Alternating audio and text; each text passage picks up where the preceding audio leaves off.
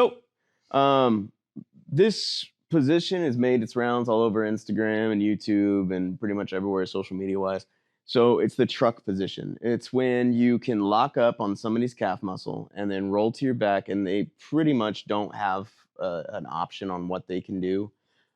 It's pretty nice because it does put you directly in a calf slicer, and there's a couple little things that you can do to make this worse / better, and how you can finish it. There's also a counter there, and we're gonna go over all that stuff real quick. We're not gonna break it up. We're gonna bring it all into one piece here because the truck is just such a, I don't know, it's such a foundational position in modern jiu-jitsu. So we're gonna go into that real quick. So I'm gonna get my knee shield up, and if you notice I'm facing away from you, it'll all wash out here in a second. So I'm gonna be putting my knee shield up. I'm gonna block off on the arm. Everything's the same. Now, how I like to get into this, and it is a very fast motion, what I like to do is I like to push with this hand on his bicep, try to push it away from me, and I push at the neck as well.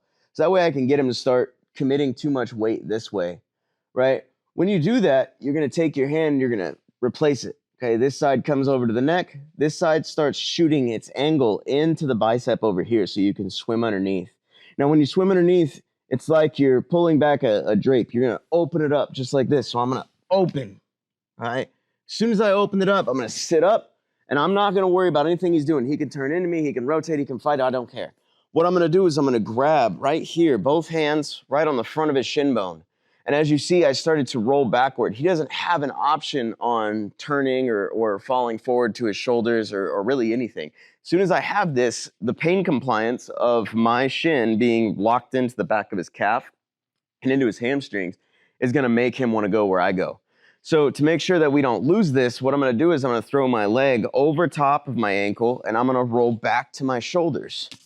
Okay, now once I'm here, I don't want to have my leg locked in here. This is the counter that I was talking about. If my leg is locked up right here, all Hunter has to do is kind of bend at the hips and pull down on this foot right here and start to bring his own hips through. And now he's going to get a calf lock on me. He's going to get a calf slicer. All right, so go ahead and do it, Hunter. Ooh, terrible. It's a terrible place, okay? Doesn't feel good. He's using my own ankle and my own lock to get a nasty little calf slicer on me. So what I want to do instead is I take my foot, I open it up, and I push onto the backside of my own ankle.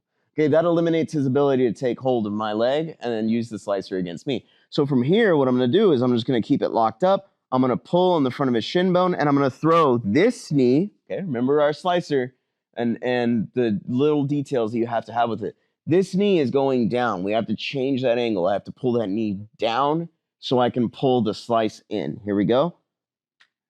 There's my tap. It's a nasty place to be. You don't want to be there as much as possible, okay?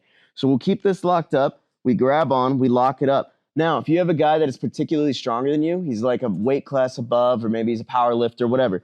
Take your hand and you're going to slide it over the toes and then get a nice little grip of real estate on that foot, grab on top, and now pull it in. You'll either get your calf slicer or you'll get your toe hold. Either one will happen, okay?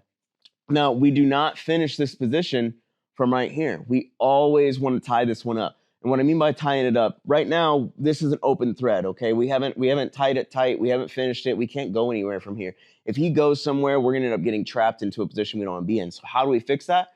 What we're going to do is we're going to take our leg just like this. I'm going to keep it hooked. I'm going to kick my other leg on the back of his calf muscle here. And I'm going to pick my hips up slightly, and then I'm going to shoot them down and roll it. That puts him into a back take, okay, almost like a berimbolo position. We lock up, I keep him here, and now we can start attacking our back attacks, throw our hook in, and keep moving on with the fight. But never, ever, ever just stay in that truck position. It's not a great place to be in, even if you were the one that initiated the attack initially,